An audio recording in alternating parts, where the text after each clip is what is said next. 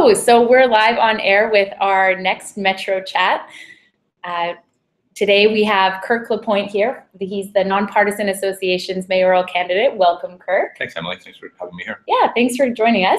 So we're chatting with the mayoral candidates from the city's major parties in 10-minute chats just to give readers a chance to ask your questions. So Kirk is a former journalist. He's the former ombudsman at CBC, and now he is vying for the mayor's chair. So we'll start with a reader's question for Kirk. If elected, what would your top priorities be in your first 90 days in office? I think cultural change at City Hall, and that probably means introducing a law that would require routine disclosure of information instead of the way it is now, which is routinely withheld.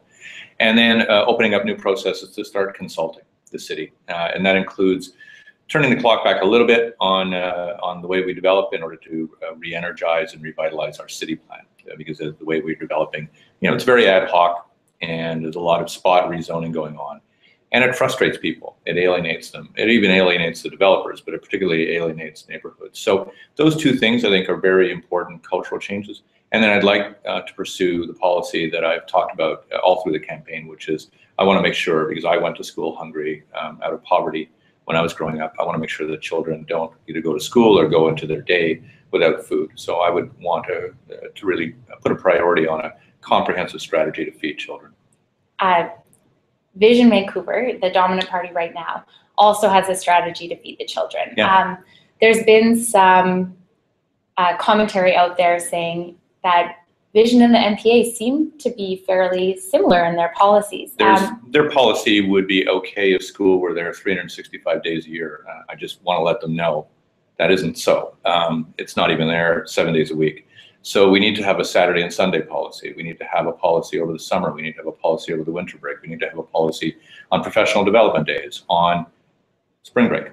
And we need to be able to do it comprehensively in all parts of the city. Sometimes it's not simply the schools that are going to do it. It's going to be our community centers, our neighborhood houses, lots of boys and girls clubs, the Ys, all of these groups that really want to help. Lots of benefactors. I've talked to enough benefactors, by the way, in this campaign to pay for it. There is such goodwill out there to do it, and there's such recognition that what has been done hasn't been sufficient.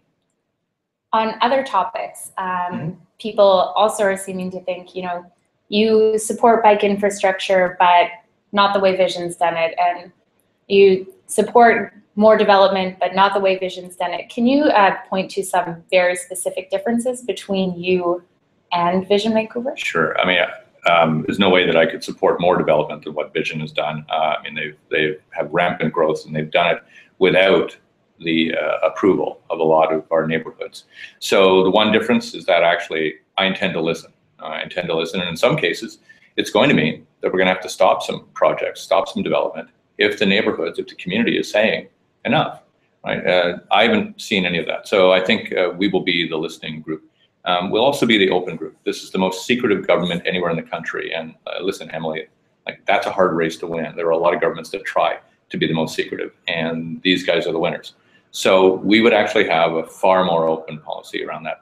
As for bike infrastructure, I believe in a minimum grid. I know that we need a bike network in the city, but in the last little while, the bike lanes, the bike paths have not been as well built as the community would have liked, and there's been insufficient consultation in a few cases. So what I've said is, look, we may not be able to tear these up because they were expensive to build, they may be expensive to dismantle, but I want to hear what the community has to say about them. Because certainly going forward, we know that bikes are going to be part of our transportation plan, and we're going to have to build them better. We just have to manage this piece of it better, because we have outrage and we have rage, and those are not healthy emotions to have on something as important to us as transportation and recreation. Those are two big things. Another one of the big things, aside from transportation, to our readers, their top issue has been affordable housing and the lack of affordability. What specific policies, this is again a question from a reader, would you implement to try to make Vancouver more affordable? Well, we're going to talk about our housing strategy in the next couple of days. And I did talk a little bit about it yesterday at the Urban Development Institute, where Gregor didn't show up. What I've said is that we need to come at this in a couple of different ways. Yes, supply is going to help, obviously, reduce some pricing or keep the rise in pricing a little slower. But really what we have to do is attack the issue of how we're developing jobs in the city. We need to attract investment and we need to attract industry. And it's going to basically create higher paying jobs so that housing is more attainable for people. I don't think, by the way, I find housing affordability to be almost an oxymoron in Vancouver. It really, for all of us, we are struggling in a lot of ways to meet our mortgage payments or our rent. And so I want to talk about it as an attainable strategy. But we have to go at it really from the income side and not simply the housing supply side.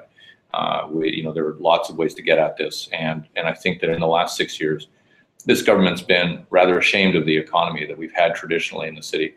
And as a result, it hasn't been able to attract the kind of high-paying jobs that are necessarily going to help, particularly young people, find their first homes and and young families to get homes as well. So what kind of jobs do you intend to attract and how do you plan on doing that? Well, I mean, we have an economic commission. I think it does valuable work at times, but I think the mayor needs to play a far more formidable role right at the table and to have councils that are going to advise and work with him in order to attract investment here. And that's going to mean in a lot of cases that we're going to have to find ways to open ourselves for business and be very much more clear to the wider world that we are a city that is interested in having investment, particularly in sectors of the economy where we already have excellence. And that's going to mean in a lot of cases that we'll be emphasizing higher paying jobs in sectors like resources. In resources, okay.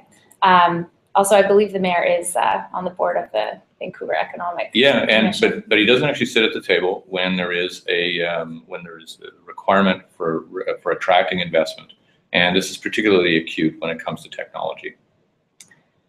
Next question, also from a reader. You touched on you'll be releasing the next part of your housing affordability platform in the next few days. This reader asks, when will the final plank of the NPA platform become public? And I would suggest to say, when will a lot of the planks of the NPA platform become public? I could itemize, if you had time here, I could itemize over 50 things that we've already talked about that will be part of our thing. What we've done is we've staged it out because we want the community to discuss it. I mean, there are two ways to go about this. You release this big whopper of a book, at the beginning, and you say, here, sift through it, tell us what you think, and we'll talk about it later on. You just end up repeating things that you've already printed. We want to be able to stage this in such a way that the community has time to discuss it, get back to us, ask us questions about it, and I think that that's a healthier way to encourage legitimate discussion in the community as opposed to it. When will the last plank be? I mean, my guess is that we'll be releasing the major parts of our platform probably until maybe the third week of October, I would think, because we have a lot still to go in terms of discussing some large issues. One of the first things you said, now this is a question from a reader again, one of the first things you said was to sign a clean campaign, fight a clean campaign.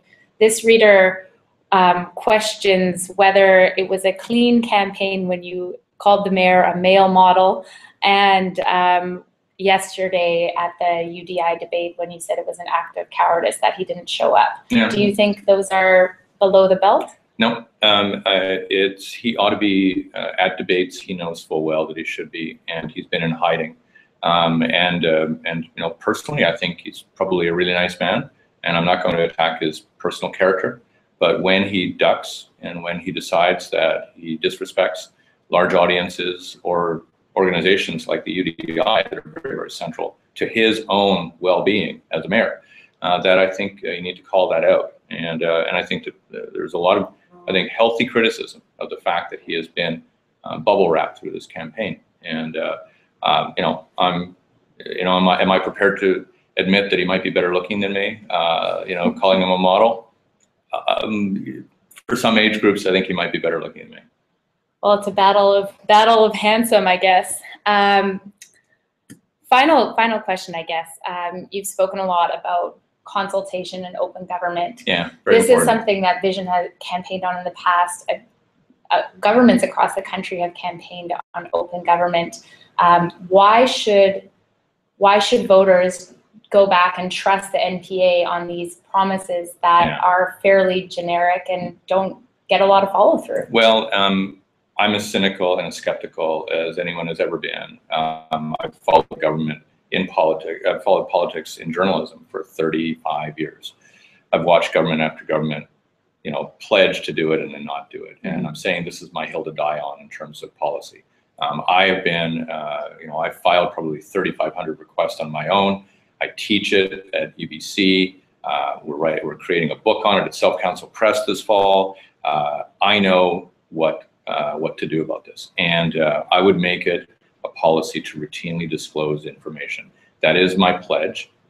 I hear no pledge from the other side about what it wants to do on transparency. I only hear them claiming that it already has it, and yet you cannot penetrate our financial statements. The city does not release information. Our own councillors have to apply under Freedom of Information to get basic information. Well, Kirk, that is our 10 minutes. That went by very quickly. Thanks, Emily. Thanks for coming in. And thanks to our readers for watching. And please keep sending in your questions. We are talking with Mayor Gregor Robertson tomorrow at noon, so that should be fun as well. And thanks again, Kirk. Thank you, readers.